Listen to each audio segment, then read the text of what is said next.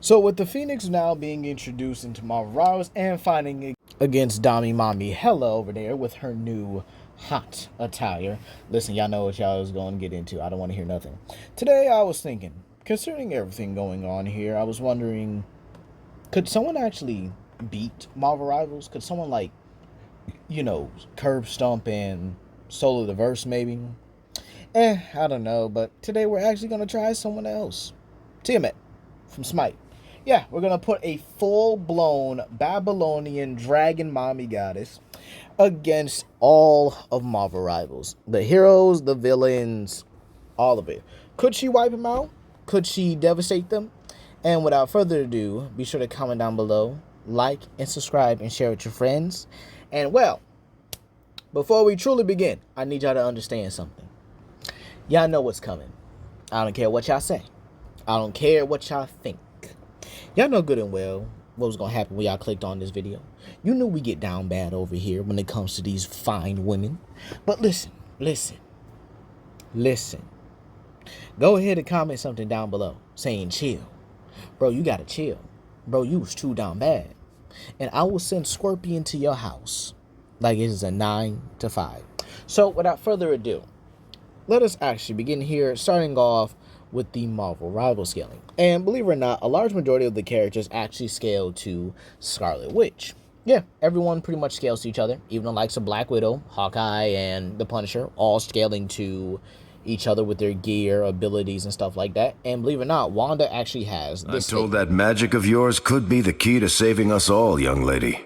To be fair, it could also rip the time stream to shreds if I am not careful.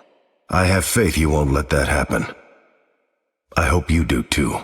Glad to see you're still the same. So Wanda is essentially holding everything together by her chaos magic. So this means that, I mean, you could probably say she might be weaker than the rest of them, considering her power is expanded. But again, she doesn't seem bothered by it. And again, she's more powerful in terms of the magical capabilities than, well, Magic, who literally rules over an entire universe. So keep in mind that all these characters would scale back to Wanda, who is actually able to prevent the time stream from getting worse. The time stream is an event where Doctor Doom and Doom 2099 basically clashed with each other, and they wind up destroying, well, not destroying, but breaking the multiverse, essentially. So their fight devastated the multiverse, causing all these realities to come together, thus giving us the entirety of the Marvel Rivals roster. I wonder where they actually operate. I think it would be funny if they're all in like the training room and they just like chill out in there. That would actually be a good like update to the game. Have all these characters running around and chilling with each other, and the character that you use is just not there because, well, you're using them. And keep in mind, a lot of these characters would scale to Doom 2099, as we do have Ultron, who is also part of the game. Keep in mind, this is an Ultron that was actually made good by Tony Stark. And I think the actual Ultron that was good actually does still exist in comics, and I think it's like Ultron 8 or 7, whichever one's the good one. And well, Ultron is actually capable of taking over entire universes himself, and even through his cyber infection. Now, as for their speed, I think it is pretty simple that they are all faster than light. I would probably give them immeasurable levels of speed, but again, you can easily scale them to Magic, and yes, that is Prince Trunks at all top. I'm a man of culture. I love his videos. But yeah, pretty much every character would scale to Magic using the, her light force, and Cloak using her dark force, considering both dark and light both match each other. So you can easily put the characters at faster than light. So believe it or not, yeah, every character would easily be multiversal when it comes to their attack potency and faster than light. However, how strong is Tiamat? How strong is the Babylonian sea goddess or dragon goddess herself? Well, believe it or not, you can get her to complex multiversal. Now, this is important because there are realms. Every realm exists within Smite, okay? They have Asgard, all the 9 realms, Olympus, every underworld, every afterlife, pretty much exists all together, right? And they are able to casually scale to each other and fight against each other, okay? And the only thing different about them is really their hacks, abilities, and I guess you can say their health levels as well. Similar to Marvel Rivals. Yeah, so there are beings in the cosmology like Nox, a primordial goddess of darkness, who is actually able to create various concepts. The concepts of hope, misery, darkness, things that can fundamentally fuel others. Then there are gods like Kronos, who embody all of time and space and is able, sorry, not time and space, all of time itself, and is able to maintain it, right? Then you have Atlas, who you can honestly say is one of the strongest of the gods, both physically and, in all honesty, in terms of his presence as well.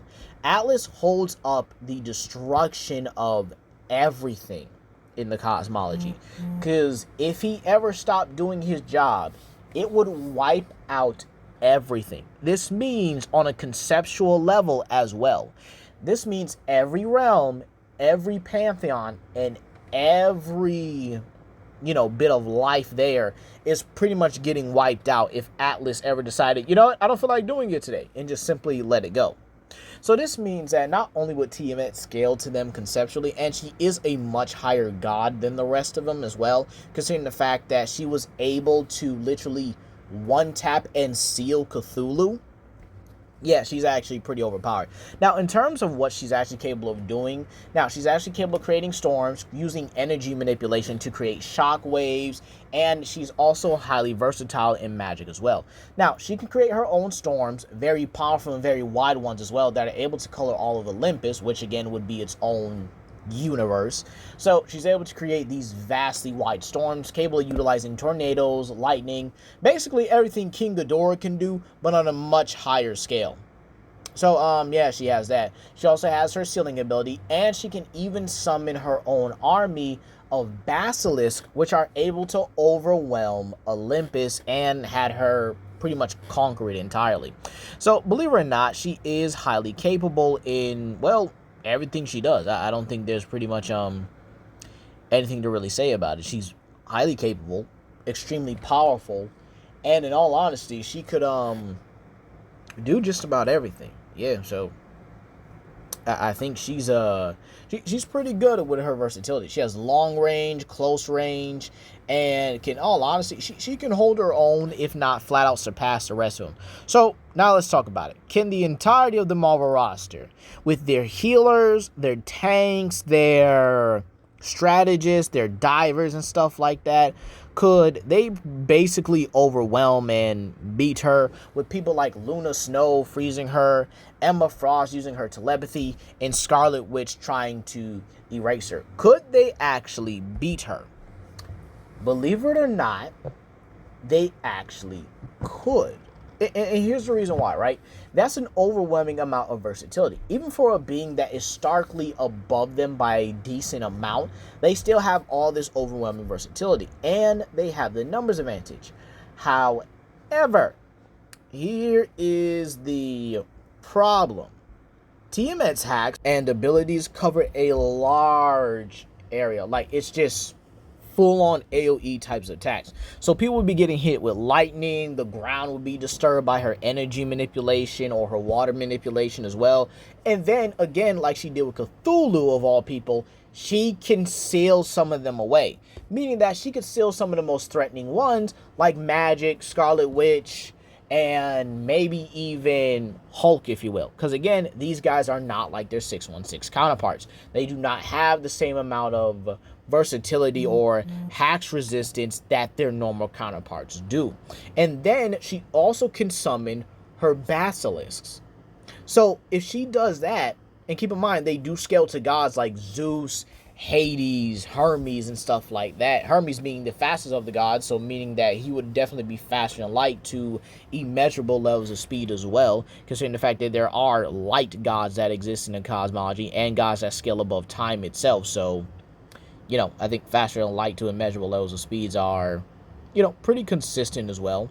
But when it comes down to it, you also have the fact that Tiamat can just summon them, just casually off the whim.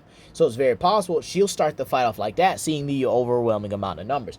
Do I think they can kill a basilisk? Yes, Absolutely. I definitely think they could do it. But again, the number of them and the overall amount of power they have, this does mean that some of their weaker members or some of their lesser health members are going to get taken out and likely eaten as well.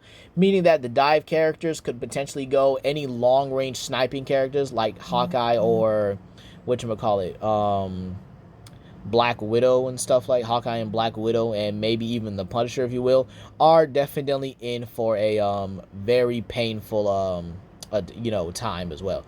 So believe it or not, there are some advantages or some disadvantages that the Marvel rival characters have, but overall, do I think Tiamat just has a overarching advantage over them?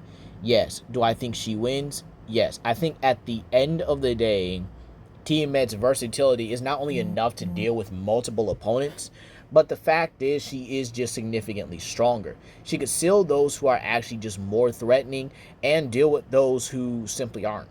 But that's going to be all for today, you guys. Yeah, Tiamat can actually beat Marvel rivals, and maybe the rest of the Smite albeit Tiamat just has an overwhelming amount of versatility compared to anyone else in this game.